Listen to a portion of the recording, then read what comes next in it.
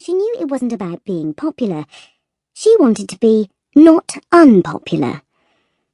At her old school, most of the time she'd have liked to hide in a cardboard box at the back of the class, but a girl called Amy Chan had got to the box first. Amy Chan was definitely not popular. Nat had found it hard to make friends, and she mostly blamed Dad. He was always embarrassing her. For example, he always gave her such rubbish advice. At primary school, he kept telling her to join in a bit more. One day her classmates were talking about their imaginary friends. Nat hadn't got one, but decided to listen to his advice and join in. On the spot, she invented an imaginary friend called Jenny Jennifer. Jenny Jennifer, she said, had a white face, long white hair, and long white fingernails, and lived on a fairground ride. Noticing everyone had gone quiet, Nat warmed to her story. Jenny Jennifer sang nursery rhymes backwards, could only be seen when the carousel went round too quickly, and, here Nat went for the sympathy vote, only appeared to children who were sad. 3 girls ran off screaming before Nat realised she'd invented less of an imaginary friend and more of an evil, terrifying ghost. Stupid Dad advice.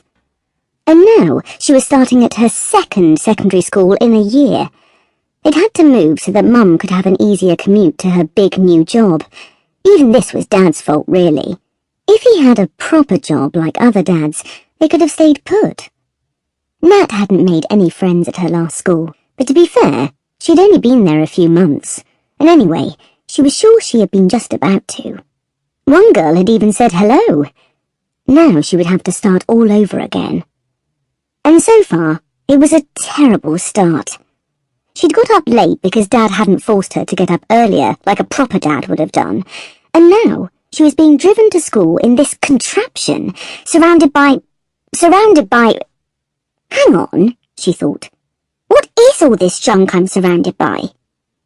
Newspapers, crates, wires, pots, pans, light bulbs, magazines, half-empty toolboxes, reels of fuse wire, 2 burst space hoppers, a bike with only 1 wheel that was supposed to have 2 wheels, a bike with no wheels that was supposed to have 1 wheel, a ukulele, 6 unwieldy old computer hard drives with less processing power than Mum's new hairdryer, a croquet set, a blackboard, a whiteboard, 15 full black plastic bags, a garden chair, a garden bench, a garden gnome, shoes, a candle in a wine bottle, a motorbike engine, 4 boxes of LPs called things like The Strobing Bogies live at Preston Civic Centre, a broken record player, a huge kicked-in speaker with Mum's footprint still just visible, a box of yellowed paperbacks with either spaceships, dragons or tanks on, a box of yellowed paperbacks with spaceships, dragons and tanks on, postcards, rubber masks, and various wooden objects that could only be described as objects, wooden, various. Nathalia hated the van. And she hated gobbling her breakfast cereal at the little table in the back of the van due to them being late. As she shoved the dog's shaggy and, she noticed, uncomfortably milky head away from her bowl, Nat tried to get comfy between a box of Scalextrics parts and a filing cabinet. She stared at her reflection in the grimy window, suddenly wishing she had a lemony-scented window cloth. This van really was disgusting. Her large brown eyes stared back at her. Brown eyes, she sighed. Who has blonde hair and brown eyes? People always made a fuss about it. Grannies and calves were the worst for fussing. Ugh, getting kissed by whiskery old women. I'll get a rash from all the bristles, she thought. That was Dad's fault too. They were his eyes. Hold tight, said Dad, just after he braked violently. He'd spotted someone he knew. Even though they'd only moved here 5 minutes ago, he already knew everyone. Nathalia sighed as she dragged herself back out from where she was thrown under the table. She sighed as her blazer got tangled in a string of broken Christmas lights.